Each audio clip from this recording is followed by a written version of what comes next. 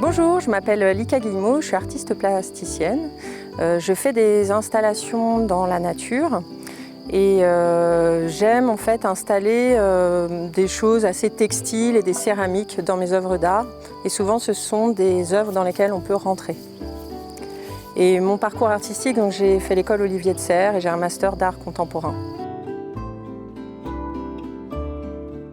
L'œuvre que je propose pour Horizon s'appelle Drosera et donc je me suis inspirée de la Drosera que l'on trouve généralement dans les tourbières, dans les marais, des zones humides. Et en fait en grec ancien, Drosera ça veut dire couvert de rosée. Et donc je suis partie de ce couvert de rosée et j'ai imaginé une Drosera qui migre et qui décide de venir en haut d'un mont en fait. Là on est en haut d'un suc, donc une montagne ronde. Et en fait c'est une Drosera gigantesque puisqu'elle fait 4 mètres de diamètre, dans laquelle on peut rentrer et qui a décidé, au lieu d'ingérer les insectes, parce qu'à la base la Drosera est une plante insectivore, elle décide plutôt de récolter l'eau pour la distribuer aux vivants.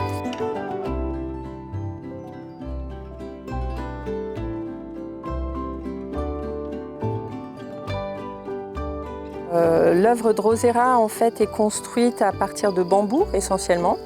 Le bambou n'est pas extrêmement flexible malgré tout, donc dans lesquels on a fait des incisions pour avoir une forme vraiment très ronde. Elle est faite également de filets alors, qui sont en polyéthylène parce qu'il fallait justement que l'eau puisse s'écouler dessus pour venir en fait dans une jarre centrale. Elle est faite de ficelles, beaucoup de ficelles de lin, de coton. Et aussi beaucoup de céramique, donc des céramiques du grès qui résistent au gel et aux intempéries. Toutes les céramiques ont été cuites par Nathalie de Nature Grès d'Argile à Vernay-Sainte-Marguerite et qui a pris vraiment soin de toutes les pièces.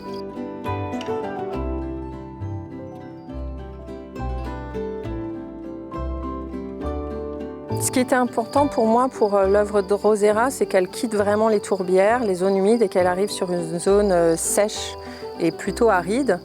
C'est un nouveau lieu en fait qu'ils ont ouvert cette année, le suc de Terriou, en fait parce qu'il est entouré de champs privatifs, donc les habitants n'ont pas accès à cet endroit. C'est un lieu qui est quand même très balayé par les vents, le soleil, vraiment la végétation elle est vraiment environnante, avec des pins qui sont derrière aussi, qui peuvent rappeler le sud.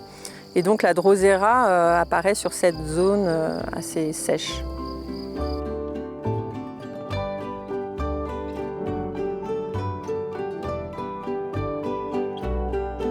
Ce qui me plaît dans Horizon Sensible, déjà c'est le lien, le rapport à la nature, le paysage.